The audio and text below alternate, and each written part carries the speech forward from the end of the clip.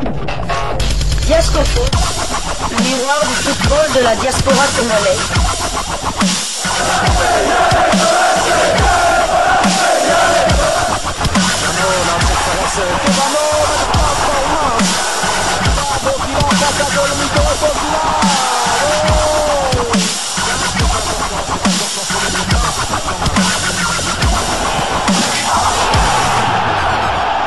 Diascofoot, le miroir du football de la diaspora congolaise.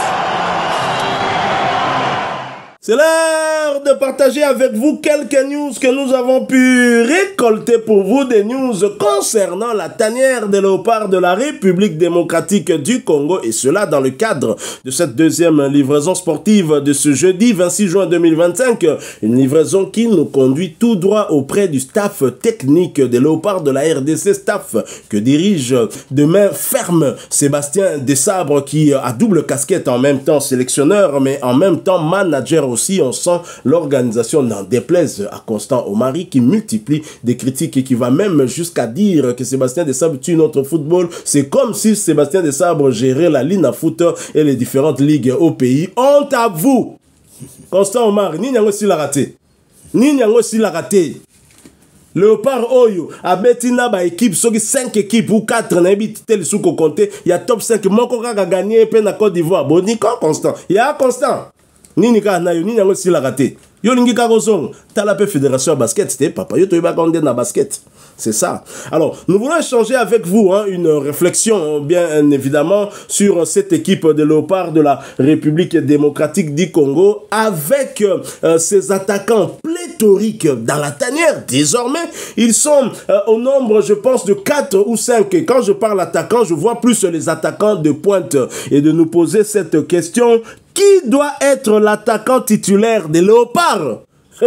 Une question que se pose certainement le staff technique de nos léopards, Pamphile Miayo, un des adjoints de Sébastien Desabre, et lui-même, Noko Seba. Peut-être que Robert Kidiaba, la légende du football congolais, pourrait donner aussi son avis, même si lui ne s'occupe que des gardiens de but. Alors nous avons qui comme attaquant? Nous avons Afimi Kopouloulou qui vient d'arriver dans la tanière. Nous avons Samuel Essende qui est arrivé aussi, Simon Obanza, Fiston Maël Kalala et Cédric Bakamou. 5 attaquants.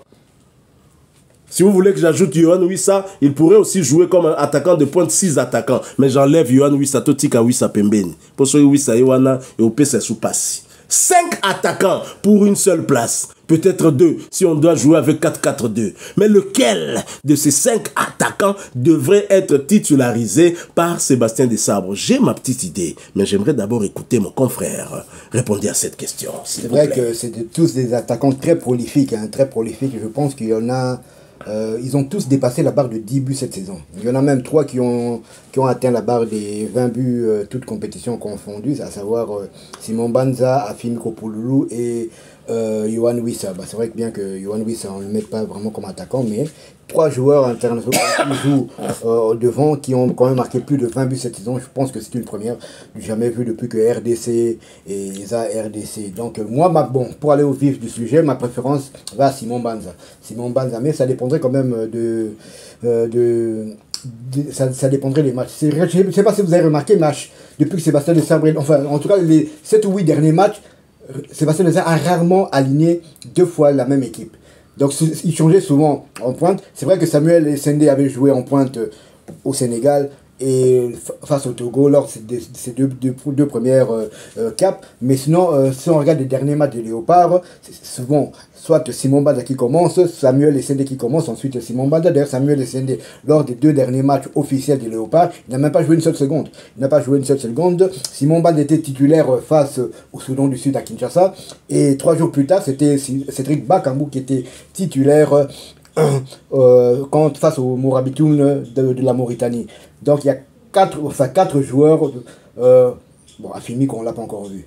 Et Fiston Maël Mabene, comment je peux dire, seul défaut peut-être, si je peux appeler ça un défaut, Sébastien Desabre le considère plus comme un joker, et un joker de luxe et qui répond souvent très présent lorsqu'il commence sur le banc. Donc c'est pour ça que pour débuter le match, je ne mettrai pas peut-être pas Fiston Maël qui a souvent fait la différence en venant du banc.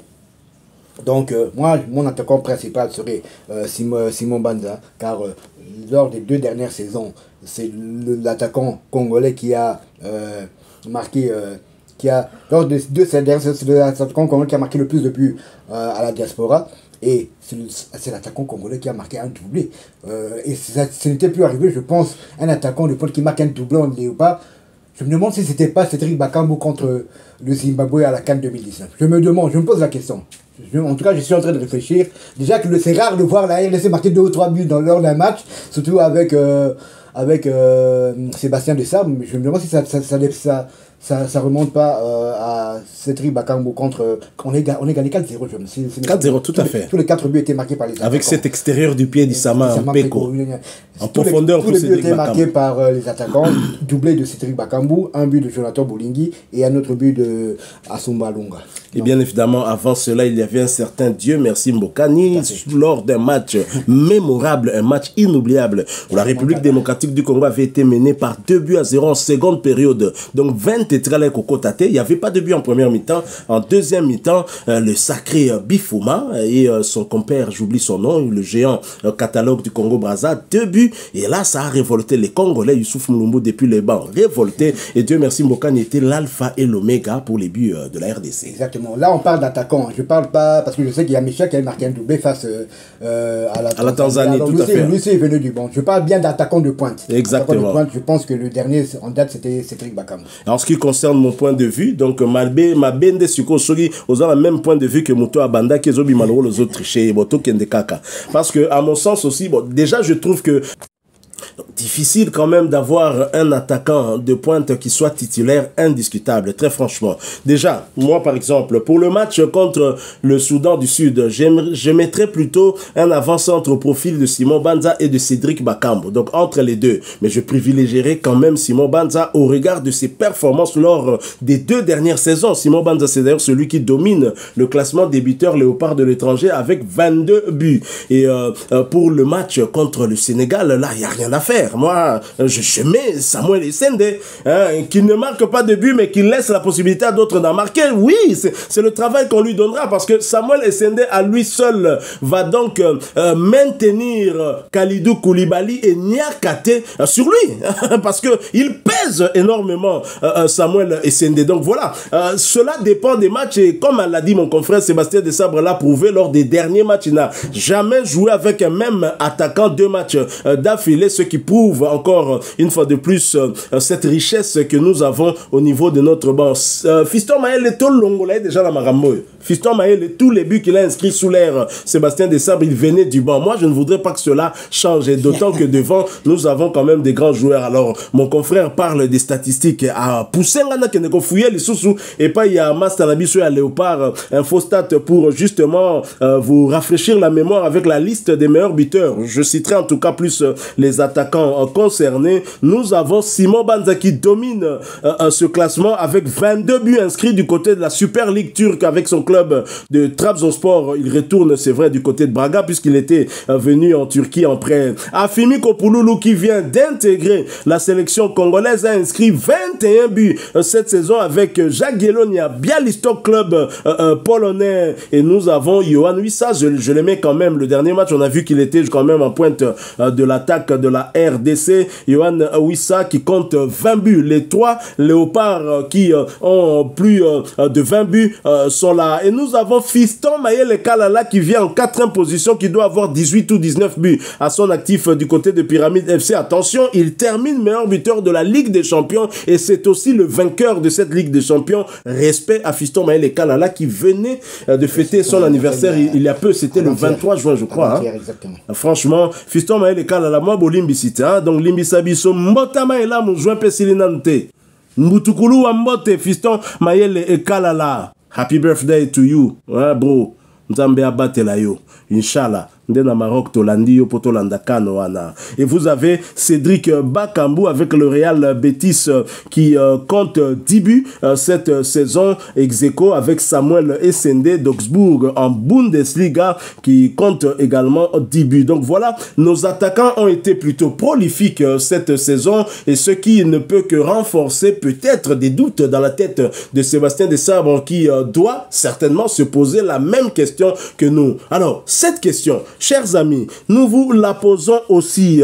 Qui doit être l'attaquant titulaire des Léopards? Nous pensons que on ne peut pas avoir un attaquant qui fasse le maximum, qui finalement est la majorité. Nous pensons qu'il y a des attaquants dont le profil permettrait de le voir mieux performer lors de certains matchs ou face à certains adversaires, contrairement à d'autres. Je donne l'exemple du match contre le Sénégal. Ma préférence, c'est de laisser Samuel Essende en pointe de cette attaque congolaise. Il est fort avec le pressing et sa masse fait que Koulibaly et Niakate ont du fil à retordre. Si Fiston Maël Kalala est arrivé à inscrire ce but, c'est parce que Kalidou Koulibaly, fatigué, n'a pas pu bien intercepter le ballon, cette passe de Shadrack Akolo pour Fiston Maël Kalala. Mais vous pourrez peut-être avoir un avis contraire, alors partagez-le avec nous en commentaire. Si vous avez aimé cette deuxième livraison, laissez-nous un maximum de j'aime.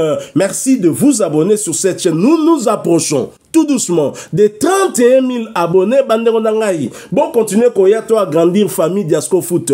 Tout comme déjà plus ou moins 30 700 bleus au Moya Bongo. En tout cas, merci pour votre confiance. Cela nous prouve que nous avons encore certes beaucoup de choses à améliorer, mais déjà, vous avez quand même quoi apprécier moi façon d'abisso de faire. Hein? Yango, Ndezosa abisso plaisir ma casse. Vous vous abonnez, une fois abonné, apparaîtra une petite cloche. Cliquez dessus. Elle permet de ne plus rien manquer des prochains sujets que nous allons vous proposer encore une fois. Merci à vous avec espoir de vous retrouver bientôt dans un autre sujet d'actualité, mais en attendant, portez-vous bien et Desco Foot vous dit au revoir.